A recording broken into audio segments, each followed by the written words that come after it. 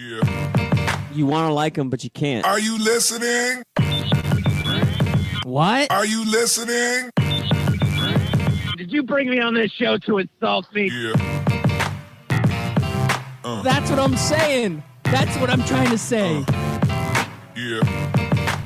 Hey, y'all don't want it with us, man. We straight gangsters over here. Straight man. gangsters.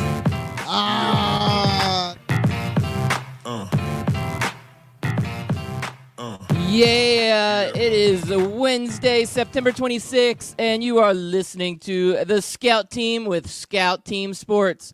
I am one of your gracious hosts. They call me Loudbeard. You are the most egotistical, self-deluded person I have ever met. And all of that is true. And the man on the other line is the great patriot himself. We call him...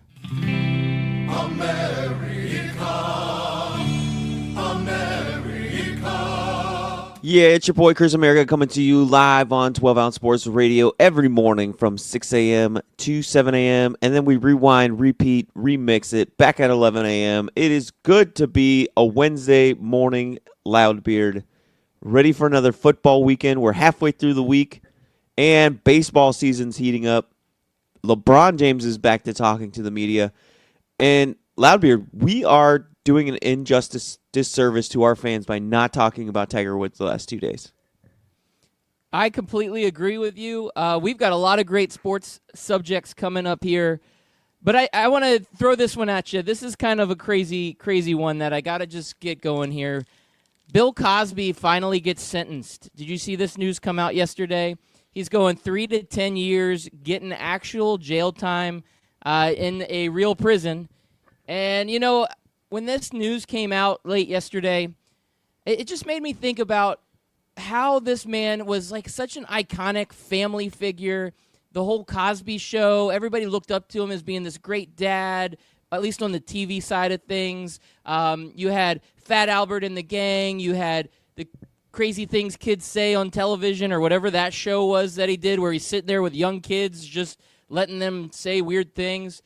And you come back now several years later and you realize this guy had issues, man. This guy had issues. He's probably had issues all along, and it just never really came to light. And just seeing an iconic figure in the world just falling this far from grace and doing these despicable things and getting sentenced for them. So, man, when I saw that yesterday, that was, I don't know why, but that just kind of hit me in a little bit of a different way. It's just sad seeing that. Sad seeing like a guy that you think is a good guy. You don't know him personally, but he comes off as being like a great guy. You know, all those Jell-O commercials. I still remember those from when I was a kid. I just don't know, man. How'd the Cosby news hit you? You know, it sucks that we live in this day where you never know which celebrity, which person you look up to, which person you admire, which person you've always seen as wholesome and just down to earth and homely and fatherly or even motherly. And then you find out they're actually been a whole lie to your whole life. It's just been an act. It's been, a front. And they're really just a totally different person. I've said this before about Tim Tebow. I think Tim Tebow's great, and I think he's amazing for the world. And I just hope that is who he is. But we'll never know unless, until, it's all said and gone. Mr. Rogers, another guy where you're like, man, what an awesome guy. And then he finally passes away, and may he rest in peace. And we're kind of like a sigh of relief, like, okay, good. Nobody came out and said anything bad about Mr. Rogers. That's kind of the world we live in now, where we want to put our faith in people. We want to have people to look up to and admire. But at the same time, now we have in the back of our minds, like, what if this is fake? What if this isn't who they really are? And Bill Cosby was kind of a big blow to that mentality where you're like, man, if Bill Cosby can do this, anybody can do that. Because you're right, man. He was everywhere. And I don't know a single person for the last 40, 50 years, my entire life, that ever talked bad about Bill Cosby until a few years ago. Yeah, I mean, it's a blow. It's definitely a blow, and it does. You get skeptical about what's going on in the world and what to believe and who to trust, and it's very a sad story. Now, on a little bit of a lighter note, somebody that I believe is a good role model, I hope she isn't doing bad things, Today is her birthday. That's right. Serena Williams, our good friend of the show, is turning 37 years old today. So big milestone for her. She is actually older than I am, so that means a lot because that means she's old. She's old. And she probably doesn't have a whole lot of tennis left in her. But I just want to say, Serena, I know you're listening out there. This comes sincerely from Loudbeard and from the rest of the scout team. I guess just Chris America because he's the only other scout teamer on the line today. But we sincerely want to wish you a happy birthday. We appreciate all that you have done for the world of tennis and in just the world in general. So happy birthday to you, Serena. Yeah, happy birthday, Serena and Loudbeard. You helped me with my realization that I had last night that made me feel old. Serena is one of the last few great celebrities that's older than us. Now, not celebrities, but athletes that are older than us. Now, a lot of the athletes that we look up to and admire, they're all younger than us, bro. You know, you're right. I mean, there's a few of them still hanging on, like Tom Brady. I keep saying he's old and getting ready to, like, fall off the cliff. And, you know, I'm just thinking, man, he's not really that old. He's just a little bit older than I am. So once he's gone and Drew Brees is gone, then all of a sudden you look back and you're like, okay, who are the big stars? Russell Wilson? Okay, he's like 8 years younger than me. Okay, Patrick Mahomes. Wow, he's like 12 years younger than me. You know, like these are the guys that we now look at as these future superstars. And it's not just in football; it's in all the leagues. Yeah, oh boy, now you just. You ready for me to double down on your realization that I had last night? Oh, okay, go for it. I take the physical challenge. Every single player that UCF will recruit this season, and from here on out, every single player from your favorite college football team, Radio Land, from here on out, will be born after the year 2000. No, the Y2K babies. Yeah, they don't know what it was like in Y2K. Everybody was scared that the computer would not switch over the dates, and then the whole world would crumble. They don't understand the challenges that we had when we were younger. I mean, this was devastation. They don't understand the daytime television talk shows that talk to these Y2K believers who had bunkers and like hundreds of thousands of bottles of water in their bunkers and canned foods, and they loaded up on guns because they thought the end of the world was coming. And Loudbeard, I was, let's see, how old was I then? I was 17. So I was 16. I was actually kind of disappointed that Y2K didn't come. Yeah, I mean, it was a lot of talk and a whole lot of nothing when it all came down to it. But I had a little bit of a good experience with this firsthand. I worked at one of those big box wholesale clubs at the time, and so I was one of the guys that would load up people's cars. And so maybe the month before Y2K, maybe the 2 months leading up to it, every crazy person that wanted to load up their bunker came into our warehouse store, would buy like pallets of water and crazy amount of batteries. And as I'm like spending 20 minutes loading a pallet of water into a back of a old rusty up pickup truck, I would sit there and talk to the people the whole time, and they would give me the business, man. They would tell me all about how the world was ending, how they were prepared. They had turned their shed into a bunker that could sustain a nuclear blast. And I would sit there and I would just enjoy the conversations. I'm telling you, people nowadays don't understand, like the kids that were born after 2000 do not understand how technology was not smart enough to be able to turn over the date from year 1999 to 2000. So all the smartest people in the world were freaking out like the end of the world was coming. This was the apocalypse. And many people believe this. I don't know. I'm just reminiscing now because, as we said yesterday, back in the day, and we can say that now because the people that were born after the year 2000, they don't get it. But back in the day, we were afraid computers would crash because of a date on the computer. Yeah, it was great. It was back before Maury was telling people they're not the father. He was actually doing hard-hitting journalism, talking to Y2Kers. And who was back then? Oh, yeah, Ricky Lake. I used to love watching some Ricky fun. Lake back in the day. Jerry never really got any. I mean, sometimes he would probably get into, like, he would have the Y2Ker on, but then he would also bring in his wife to tell him that she's sleeping with a non-Y2Ker, that kind of thing. Oh yeah, he had to keep it cutting edge. He couldn't go into anything too crazy.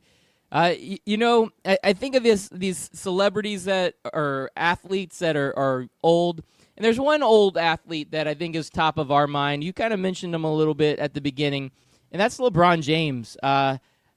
He is kind of our age-ish, so we're old people. LeBron James is an old person, but LeBron is getting back to it. The Lakers start their practice. They have their first practice on the court, and he's talking to the media. I don't know. I don't want to throw you out here on the spot, but you said you might have some sound clips prepared. So you want to set us up a little bit here, Chris America? Yeah, so I think this was the first media day, or at least it was like the first practice. A lot of the NBA is back. They're doing their little shoot-arounds and their practices and, having their media days the last few days of the week. I know the Magic, I think they had it on Monday. And so I heard a couple of clips yesterday on sports radio about some of the questions. And then I actually have audio from another one of the questions. And we'll give a listen. I'm kind of disappointed with LA media. I don't know if it's their sports media or if just TMZ and People Magazine and all the, the celebrity gossip magazines came out because they had some of the dumbest questions. But let's see if I can get one. LeBron, the LA fan base, how do you expect to earn their respect and earn their loyalty? Who, me? The fan base, yeah. Me? Yes, you. Huh?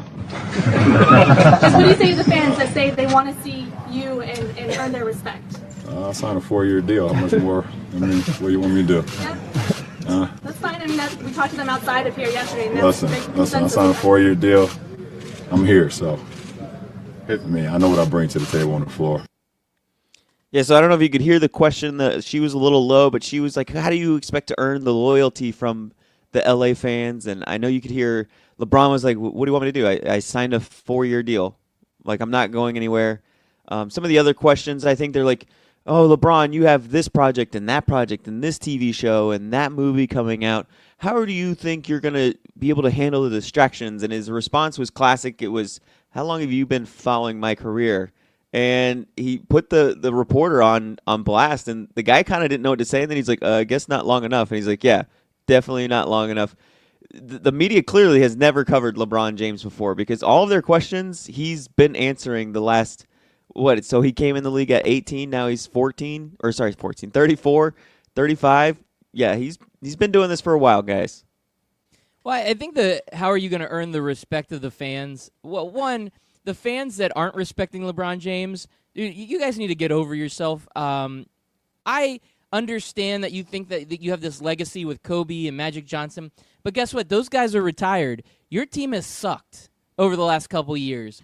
You should be absolutely grateful that a man of the caliber of LeBron James wanted to come play for your city, and he should immediately have earned the respect from the fans because he signed a long-term commitment. He's Magic Johnson's guy, and everything that he has done over his career should show that he has earned the respect of the LA fans. And the fans that do not respect him, guess what? They don't deserve him. And I think that question was garbage, and I loved LeBron's answer.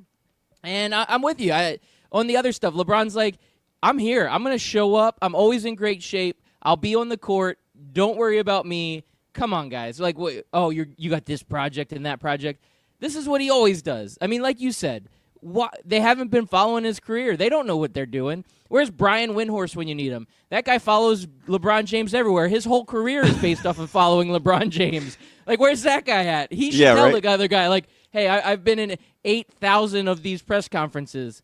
Dude, that's a bad question. No, they're terrible questions. They clearly don't know anything about LeBron.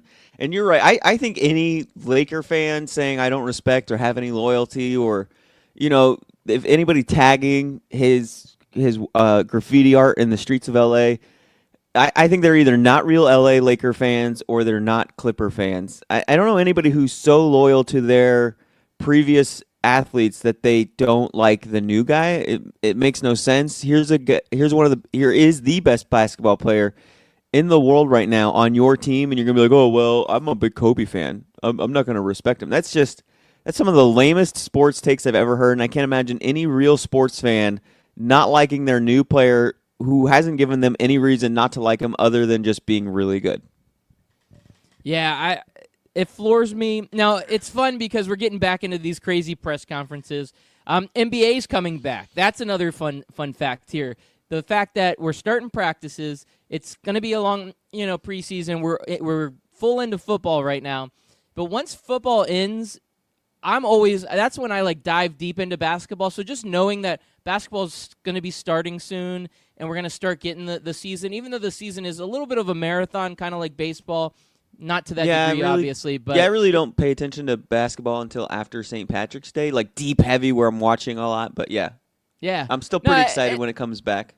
Right, and it's a good casual thing, and there's some good storylines that happen throughout. Right now, we talked about this, I think, on Monday's show, but Jimmy Butler's wanting to get traded. And we'll talk a little bit about that. We'll see what some of these new faces look like on some of these new teams, how Carmelo's going to fit in at Houston, how is Jimmy Butler going to get traded, all that stuff. So that makes it a little bit of fun. But you're right. The other big thing. Yeah. Oh, go ahead. No, the other big thing that you skipped over was how good Boston can be full health. Yeah, you know what? These are good storylines, and you start seeing the first couple weeks of the season, during preseason, you see how these things play out. Yeah, is Gordon Hayward going to come back from that ankle injury and be the same Gordon Hayward that Boston wants him to be? Is Kyrie going to be a great leader of this offense, or is he going to have a nagging hamstring injury that keeps him out half the year, and he's going to go and not be on the bench and be a terrible leader for this team? Who knows what's going to happen? But you start seeing how these storylines start developing. So I'm a big NBA guy. I love the NBA season. It doesn't take over the football season for me. So once football starts waning down and after the Super Bowl, that's when I usually really get into basketball. But it's nice to see LeBron out there on the court. It's nice to see him having these electric press conferences like he has. And, we're getting back to it. And, it's good times, man. Good times. Yeah, man, I'm excited for this basketball season and get that rolling. I know last night I was kind of like, man, what is there to watch on TV right now? And I would have loved to have some NBA basketball on. It would have been nice. Yeah, the other sport that's going on right now, and this also gets shadowed, we talk about the NBA, we talk about football a lot because we love football and America loves football, but sometimes we forget about baseball, man. Right now, baseball's getting hot. There's a lot of cool things going on in baseball. Now, I don't know if you saw this last night, Chris America, but the Astros, they get their 100th win and end up locking up the AL West title. So the American League is the playoffs are set. There's no more, someone fighting for spot or for a wild card. It is set. And that's kind of why I didn't really tune into baseball last night because, the Rays are out. So that's our local team. And there was two West Coast teams on ESPN. And I'm sorry, I just don't really care about the West Coast as much as I do. If there's West Coast fans, it's not anything against you. It's just I've never grown up watching these teams, so it's really hard for me to get into them. But yeah, the AL set, and that's pretty much what our whole involvement is here on the East Coast. I know we got the Marlins and the NL, but they've been eliminated since since opening day. They were eliminated from the playoffs, so it's really hard to get into the NL. But you're right, man. If we could get this Chicago-Milwaukee series on, that's the game that should have been on. I think Milwaukee played St. Louis last night. They should have had that game on ESPN. That's the hottest race in baseball. I mean, next to the Dodgers in Colorado. I mean, both of those series are a half game back. Milwaukee's a half game back from Chicago, and Colorado's a half game back from LA. Yeah, no, the NL is it's super heating up. On the AL side, we already know Yankees are going to be playing the A's in the wild card. Astros are going to be going up against the Indians, and then the Red Sox will play against the winner of that wild card matchup between the Yankees and the A's. So I hope we see a Yankees-Red Sox playoff because I think that would be great for baseball. But on the NL side, right now, today is when we're having a lot of the fun action. Like you said, we got the Cubs-Brewers matchup, and honestly, the Cardinals are hanging in there too. They're just a few games off. I think they're 4.5 games back. So they still have a shot. We're running out of games, though. They would need some sort of miraculous event to happen for them to get into it. And also, Colorado and L.A. I mean, both of these games, like you mentioned, only a half difference. I mean, this is what baseball gets fun. They talk about, October being the month. It starts in late September, and we're only a few days away from October. October is like the greatest month for baseball, and we're there, man. We are there. We're on that precipice of seeing some great matchups here in baseball. Now, okay, so we said this, Dodgers, Rockies. Who ends up winning the NL West? Who do you got out of those two? Who do you think is going to take it? I mean, it should be the Dodgers, right? I mean, they have the big lineup. They made the big trade over the summer. It should be them, but the Rockies are not going away, and they're not going out politely. They're on a 5-game winning streak where the Dodgers lost last night. So I don't know if they lost last night, but they're on a 1-game losing streak. Yeah, they lost to Arizona last night, 4-3. That was a chance for them to kind of keep their distance from Colorado, and they couldn't take it. Where Colorado, like I said, they're on a 5-game winning streak. They're hot right now, so it's gonna come down to it. And I'm kind of rooting for Colorado, man. I like to see different teams in there. I like to shake up the playoffs, rotate teams in, rotate teams out, kind of deal. So I'm rooting for them to kind of win that series. Although I think Dodgers are probably locked in on the wild card, even if they do lose this division.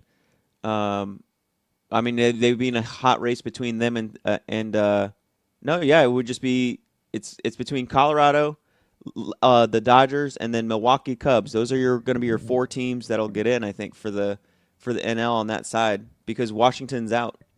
Yeah, but the Cardinals are at 87 and 71, so the Cardinals are fighting for that last wild card spot. So whoever on the NL West. Oh yeah, sorry, yeah. So it's a 6-man race for that last. Right. 5-man race for that wild card spots and those divisions. So yeah, I mean, and these teams are just super close. So yeah, Cardinals could sneak in and knock. Let's say the Rockies, if they cool off and lose a couple games, Cardinals could sneak into the last wild card and keep Colorado out. Now I'm with you. Or so could the Dodgers. I mean, if the Dodgers, fall apart, St. Louis can finally get some wins. I mean, the Dodgers have 88. St. Louis has 87. So right now they could go from divisional leaders to out of the playoffs completely. Big time. And you know what? The talking heads over at the Sports Turd, they would lose their mind because they love L.A. Anything in L.A. or New York, they have to hype up like it's unbelievable. I think that would be sort of, sports karma justice for St. Louis to get back at L.A., the city of L.A., who took their football team from them. That would be kind of a sweet thing to see St. Louis make the playoffs while the favorite Dodgers get left out to dry. Yeah, I mean, it could happen. It could happen. And then over on the other side, we talked about the Cubs Brewers going for the NL Central title. So you've got the Brewers, who haven't really been a great team over the last few years, and the Cubs have been there. So I'd like to see the Brewers take it. Now they're probably set in the wild card if they do not win the NL Central. And so, it's just a lot of interesting stuff going on in baseball. I did want to talk about a couple other just like random stories that are going on, storylines. They may not matter. Oh, you got something? Sorry. Yeah, before you go on that, you said that Milwaukee's kind of been gone for the last few years. Milwaukee's been a fun team to watch the last 3 years. They've been building towards this process. They were out of it, not really doing anything 2 years ago. Last year, they were hanging around and then just didn't have, the final stamina to last the whole entire season, and the Cubs pulled it out towards the end, ran away with it. But this year, Milwaukee, I think they finally have it right. They got all the pieces together that they need to challenge the Chicago Cubs. And I know our friends of the show, Sean Dilly Daly and former podcast BSR, Basement Sports Report, they made a bet at the beginning of this season, a beer bet on who would win this series, Sean being the Chicago Cubs. And then the Basement Sports Reports guys, they're up in Milwaukee. And I'm excited to see how this goes. I hope the beer bet is still on, even though Basement Sports Report is kind of on a hiatus right now with their podcast. But you're right, man. Milwaukee would be a good team to see, and it's what you like in sports, is watch teams build through the draft, build through trades. They're not like a big major market team or a big budget team, so it'd be fun to see them get in and shake things up. And they're really based on beer, so I have to like them. They're called the Brewers. Yeah, Milwaukee's known for being a beer town. And Christian Yelich, the champagne of beers. It is the champagne of beers, the old Milwaukee. No, I'm sorry, that's the High Life. They have the old Milwaukee and the High Life. They got all the classic trashy beers. So Oh, but Christian Yelich, who is on the Brewers, this guy is like MVP style guy, man.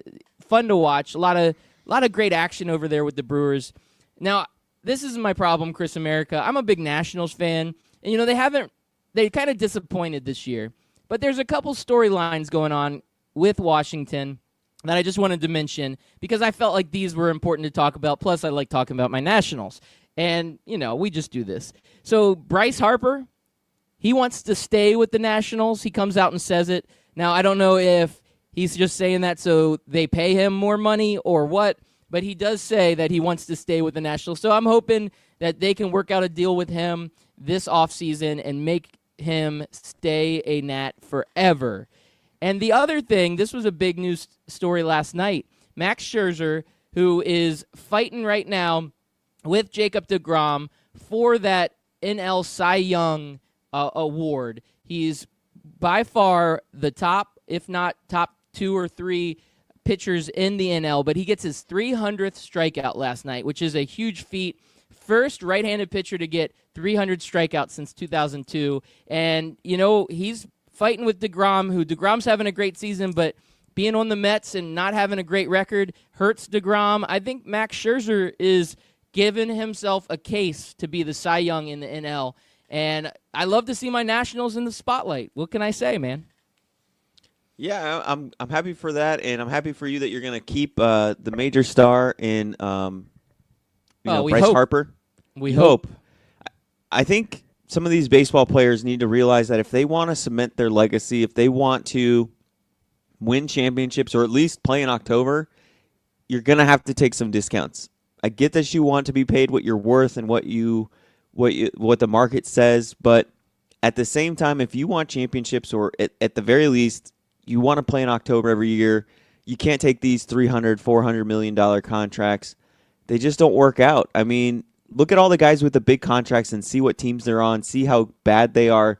It took Giancarlo Stanton getting traded to the New York Yankees for him to finally make his first playoffs. And once Aaron Judge's contract is up and all these other Yankee players who are on rookie contracts are up, they're not going to be able to keep that team together either, even with their big payroll money. So I hope Bryce Harper learns from all of the other players that have come before him that taken the big paydays and seen how they just they're still there. We still talk about them, but once October rolls around, we forget about, Trout and all those other guys. Yeah, I'm with you, man. There's something to say about that. I remember Michael Jordan used to do this back in the day, and I said back in the day again. We're old. So Michael Jordan would take a discount so that their Bulls could stay relevant. They could sign some of these free agents like Dennis Rodman, and when you're a superstar, you can make so much money off endorsements, and you have so many other avenues of capital to come in that you do not need to make that salary the biggest ever. Yeah. They were talking about previously, he couldn't get up to a $400 million deal. Like, seriously, do a big deal. Like, you can still do a $150 million 10-year deal. That's a lot of money. Take that deal and then just go on the endorsement train. People love Bryce Harper. The dude's going to make a ton of money. So, yeah, I think he should take a discount. Just other baseball news before we hit the commercial break. Shohei Ohtani undergoes Tommy John surgery. So the big two-way player that we were hyping up all at the beginning of the year, he ends up having the elbow issue and is going to go under Tommy John's, which, that's like an 18-month recovery. That's a long time. So we probably won't see him for about a year and a half. So he'll be out. Now, I don't know if that's going to affect him playing on the field. That'll be interesting to see how that happens. He may be back sooner on the field and just may not pitch as quickly. So that'll be something. And then lastly, this is probably the worst baseball story, but the best baseball story at the same time. There was a guy at Comerica Park. He's been working there for about 2 to 3 years, and he was caught on video purposely spitting in pizza before he was making it as he was going to serve it to the attendants at Comerica Park. He obviously has been fired since this video, but, man, when you go to the ballpark, are you expecting spit with your food when you go and get a pizza or a hot dog? No, and I got to wonder if he's like a fan of another team, and he's like, you know what? I'm so tired of Comerica, that's Detroit Tigers? Yeah. Yeah, he's like, I'm so tired of these Tiger fans. You know what I'm going to do? I'm going to get a job inside one of their food stands, and I'm just going to spit in their food all day long and ride this out until I get caught. Yeah, I don't know. I mean, he may have been like one of just a disgruntled employee saying like, man, they don't pay me enough and they make me clean the toilets. I'm going to get them back. I'm going to sabotage. I'll show those guys. I'm going to get them all. So I don't know, man. The whole thing, I hate seeing that. You know, food service is kind of scary. You put your trust into a lot of people that work behind the scenes, so you don't know what they're doing to your food. And sometimes this happens. So I'm actually on the side of it's better not to know than to know. I don't know about you, but I'd rather just not know. It's kind of like what we talked about with Bill Cosby, man. You never know. You hope that it's the best. You hope that, nothing's wrong and it tastes good and you don't get sick afterwards. And you don't want to know the deep, dark secrets of your celebrities no more than you want to know the deep, dark secrets of your fast food or food from a restaurant. Right, and I don't want to know how hot dogs are made. So stick around. We're going to have a quick commercial break. On the flip side, we got Tiger Woods, y'all.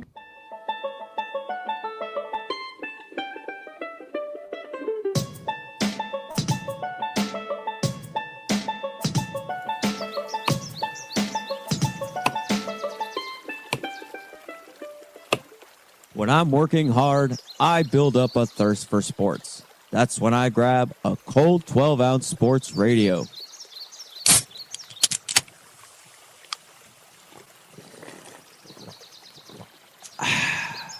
"12-ounce sports radio.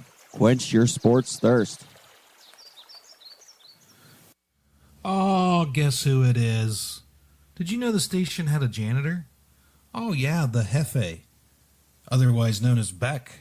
And it's Beck's Work Week in Review live on 12-Ounce Sports Radio every Friday at 1 p.m. Eastern Standard Time. Catch interviews, special guests, and the recap of the week's news and headlines and box scores and results. It's Beck's Work Week in Review live on 12-Ounce Sports Radio. Scout Team listeners and friends of the show, I've got something special for you. It looks like 12-Ounce Sports Radio has done it again. We have partnered with Rally House. You just go to the website 12ozsportsradio.com. Click on the banner on the right side of the page, and it will take you directly to Rally House. Rally House has some of the greatest, most unique sports items for that diehard fan, casual fan, and anybody and everybody out there that is special in your life. So go ahead and check it out. Once again, go to that website, 12ozsportsradio.com. Click on the banner to the right of the page, and you will get taken to the best sports merchandise website on all of the interweb. Do you own a small business? Are you looking for solutions to all of your communications, problems, and challenges that you have? Check out Ring Central. Give them a call. They have partnered with 12ouncesportsradio.com to give you the best rates on all of your business and office solutions for communication. Give them a call today. We have a dedicated line for all of the 12-ounce sports radio listeners. It is 1-877-779-3860. You will get a representative on the phone who will help you with all of your small business communications needs. Once again, give them a call today, 1-877-779-3860.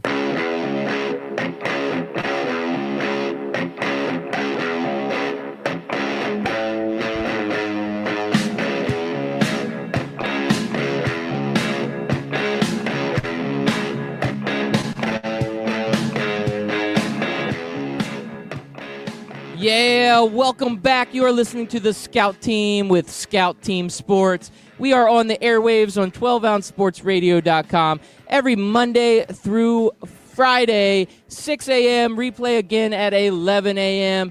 And if you ever want to hit up any of our old episodes, you can always check it out on Apple Podcasts, Spotify Podcasts, or on our website, scoutteamradio.com.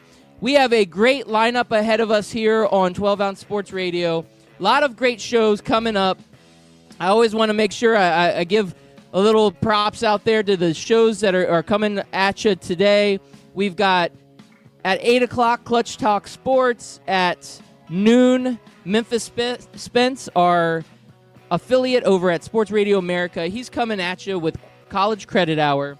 Steve in the Hood later today at 2. Girls Beer Sports, good friends of the show, 4 o'clock. Give them a listen. They're great. The Reality Check and audio replay is on at 5. Live from the 815 on at 6:30 and at 7:30. Of course, Scout Team coming at you after dark. And lastly, We Talk Sports Good, also friends of the show, on tonight at 9:30. So great lineup on the radio station. And if you ever want to get social with us, make sure you hit us up on Twitter, Facebook, Instagram, all at scoutteamradio.com. Chris America, Tiger Woods, y'all.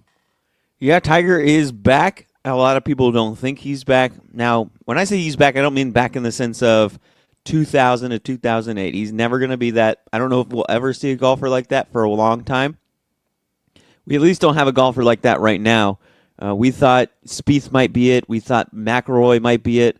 But both of those guys have really let us down. They've been big disappointments to golf, in my mind, because they have not lived up to those expectations whatsoever. But Tiger Woods is back. And you know how we know he's back, Loudbeard? How do we know Tiger Woods is back? I don't know. I hadn't played don't. against me yet. And Sorry, I started the audio too soon. But we know he's back because not only is he winning tournaments, but now he's talking a little trash. Ooh. Let's listen. I hadn't played against me yet. And I think that when my game is there, I feel like I've always been a tough person to beat. And they've been jokingly saying that we want to go against you. All right, here you go. Oh man, Bring and it. you know there was a little bit of a humble brag there where he said, "When my game is on, I feel like I'm a pretty tough guy to beat." Yes, Tiger. When your game is on, you are impossible to beat. So I like the little bit of a humble brag. And, they've been talking about this the last, 6 or 7 years now, how, players on the tournament don't fear him. The younger guys don't fear him. They think he's over the hill. He can't come back. So they don't fear Tiger like people used to fear Tiger. And he's kind of been seeing that himself on the course. And he says that people have been joking about it with him, but I think deep down he knows that they're pretty serious. Like, I'd love to play against Tiger Woods so I can get that notch in my belt. And I think he's glad that he's kind of back to where he kind of strikes fear in people's eyes. I made the bold prediction at the beginning of the golf season that he'd win a major. I came close to getting that correct a couple of times in a couple of majors. He's led a few majors. He was in it, I think, in the last one, the U.S. Open, was it? No, last one, it wasn't the Open No, Championship. it was the PGA. It was the PGA Yeah, it was the Championship. PGA. Yep. He was right there. I almost had that prediction right, and one of the reasons why is because he's got that confidence back. You can tell he's starting to make his short game. He's starting to make his putts. His driver's still not as strong as it used to be, but it's strong enough to get him there. He's back, and like I said, he's not back in the way that he's going to win title after title, and Las Vegas is going to be, gambling between you could pick Tiger or the field, but he's back to where he's going to be one of the top 5 golfers on the course. He's back where you're going to watch every single tournament now because Tiger's going to be hanging around that leaderboard. He might not always win, but he's going to be hanging around Saturdays and Sundays again. He's not going to be miss the cut Tiger anymore.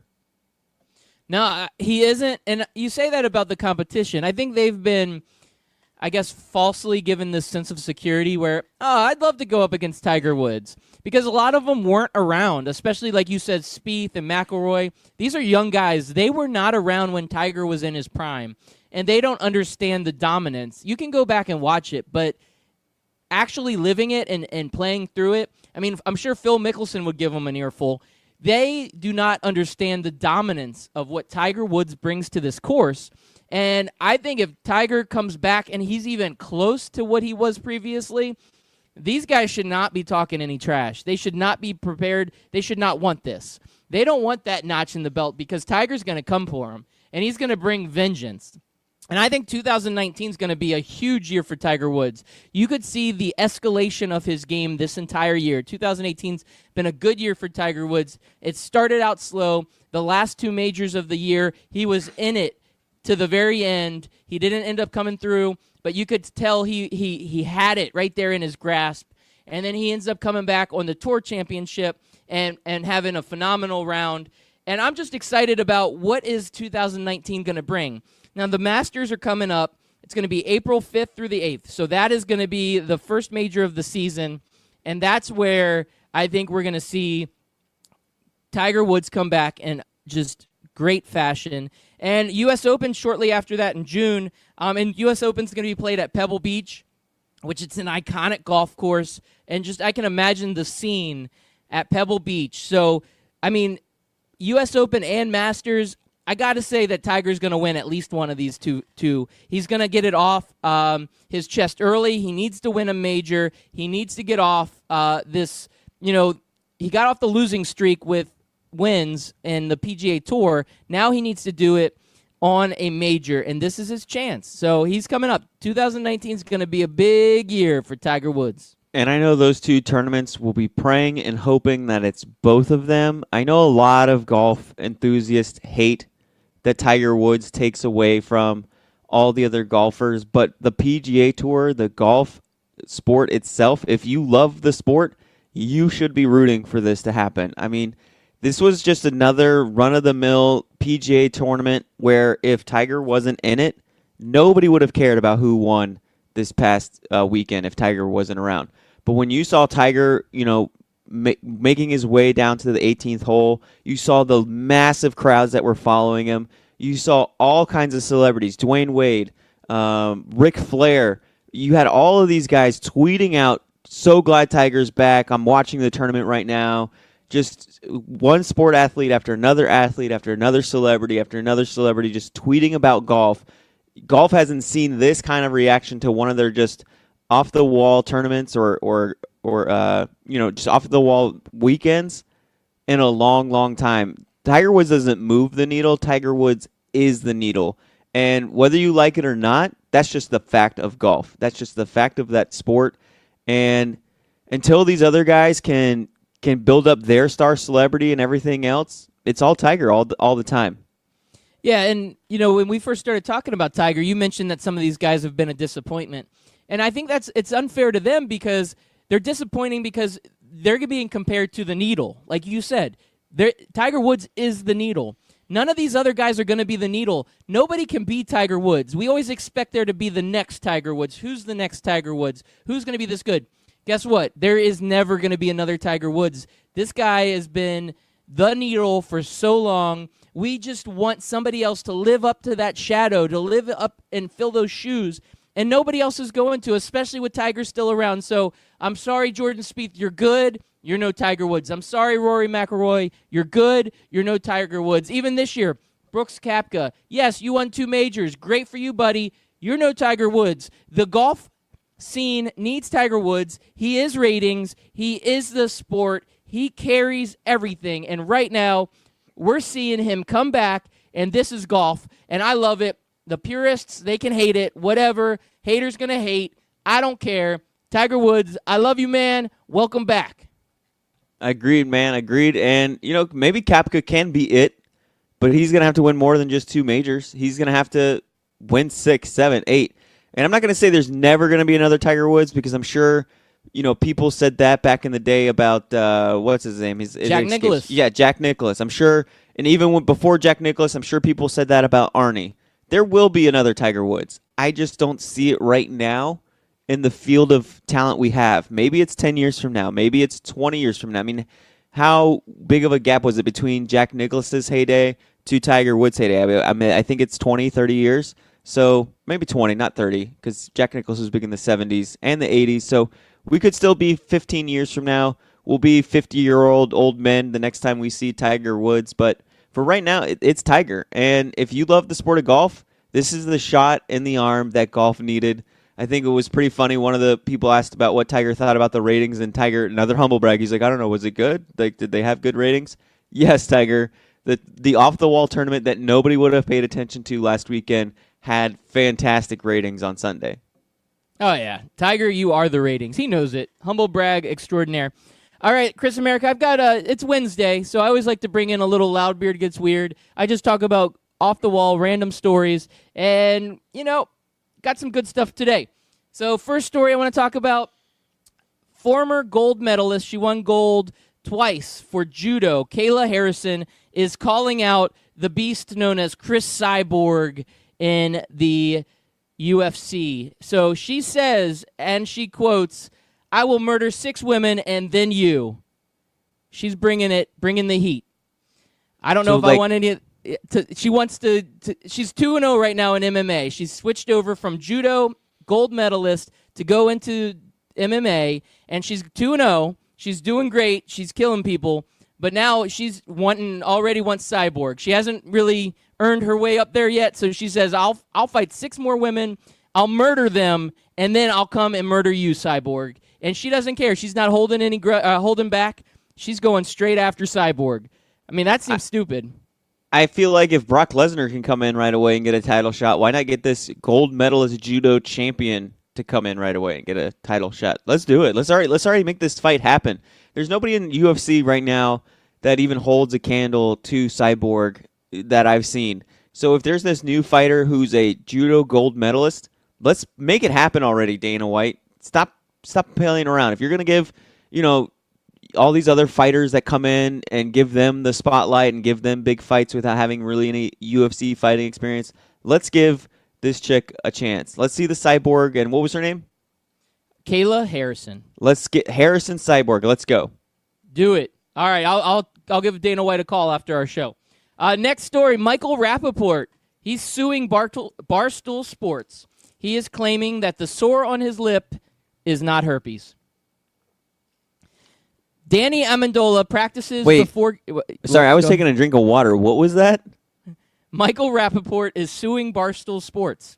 He is claiming that the sore on his lip is not herpes. Did he get it from, the microphone? I don't understand the lawsuit. No, it's a defamation of character. Apparently, the Barstool Sports guys have been ripping on him because he had a sore on his lip, and he had I guess it wasn't an amicable breakup between himself and Barstool Sports. So as soon as he left, all of the big characters and the talent over at Barstool Sports all started ripping on him, and they particularly ripped on him hard about this sore on his lip and said he had herpes, and so he's suing over defamation of character. So the guy who does nothing but rip people all the time, talks trash all the time, he's suing other people for talking trash about him? Okay. Yeah, true. God bless America. America. All right, next one, Danny Amendola.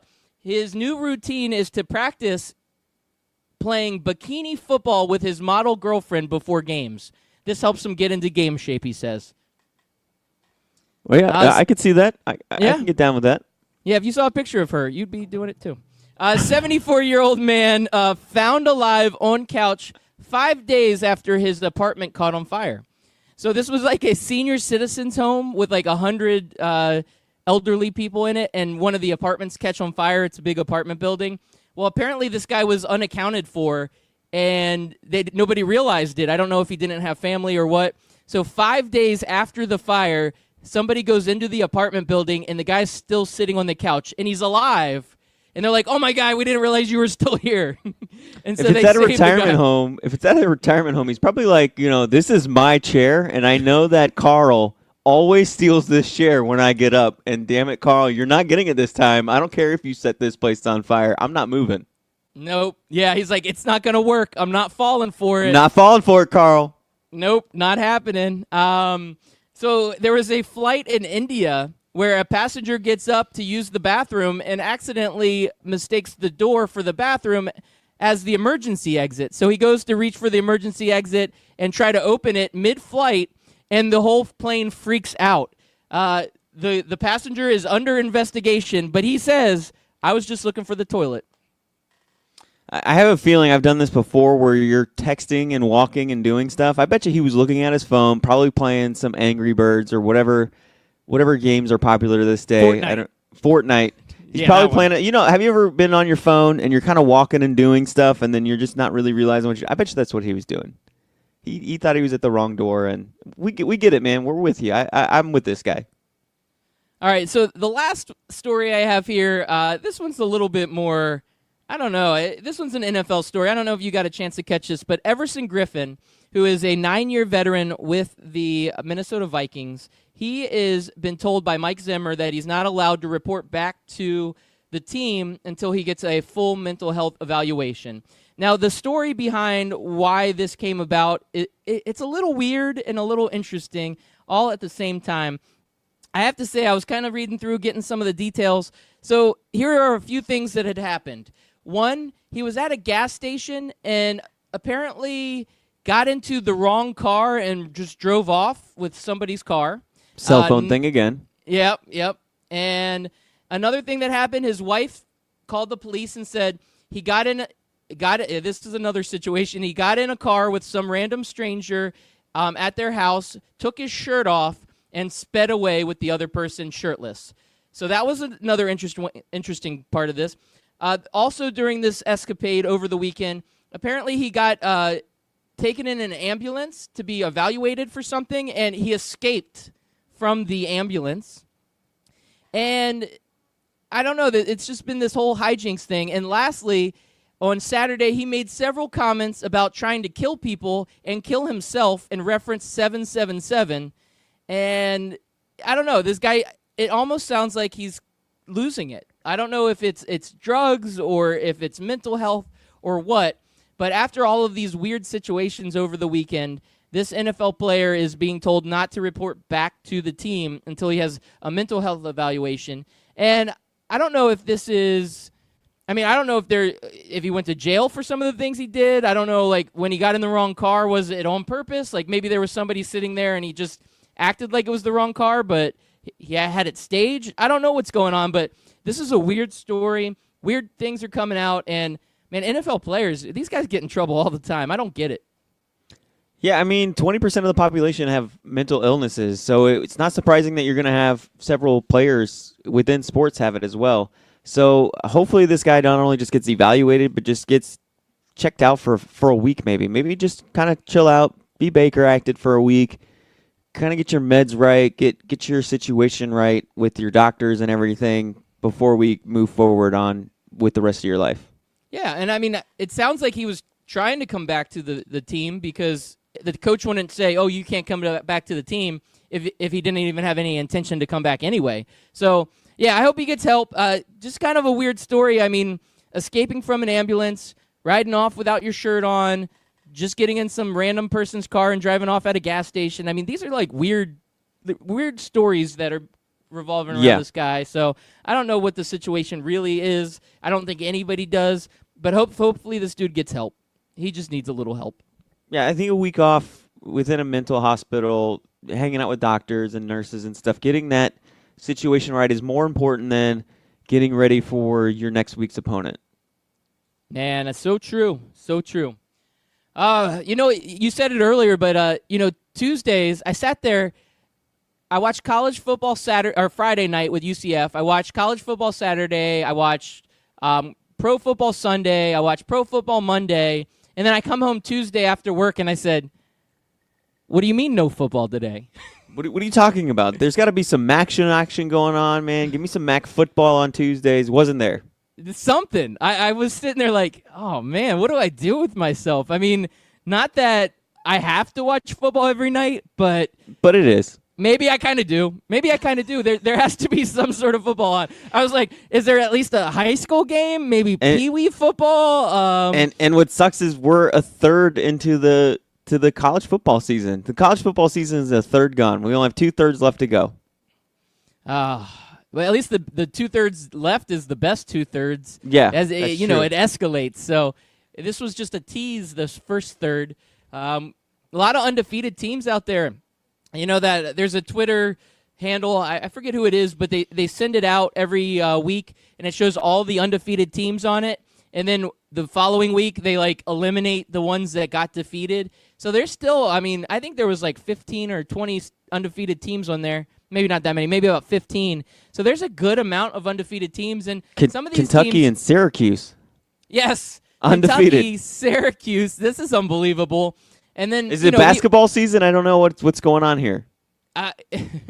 And the American Conference, you got Cincinnati, USF, and UCF. Oh, man, they're weak, though. They don't play anybody. Except three people in their own conference are undefeated, so that's nobody. And they're right? not just undefeated playing cupcakes like the rest of the other conferences are. I mean, we got victories over UCLA. We got victories over Illinois. And, yes, I know Illinois is not that good, but, hey, that's the Power 5 teams that your Ohio States and your Oregons and Stanfords, those are the teams that they feed off of and say, hey, look, we go through this grind of a season playing Illinois and Tennessee and UCLA. That's why we deserve to be in the playoff.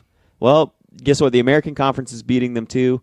UCF has Pitt this weekend. I expect them to win and feed off of a team that Clemson feeds off of every year. So it's going to be exciting. Yeah, I'm looking forward to it. Well, Chris America, it looks like we're coming up against that time. You know what time it is, right? It's time to get out of here, man. But Wednesday night, Scout Team After Dark, we let loose.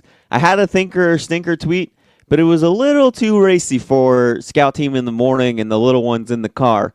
So I'm going to save it for Scout Team After Dark. Be sure to tune in for that. I want to know if Kyle thinks this one, Loudbeard thinks this one is a thinker or stinker. Hopefully we'll get the Golden Ghost back tonight too. I hope so. All right, peace, my friend. Later. Yeah, we got Lou the dog coming on. I gave him some stuff to rap about. You know, he likes to rap, and it's going to be funny listening to him talk trash through rap to Anthony Mack. I love Lou the dog. I'm looking forward to it. Yeah, it's going to be a fun night.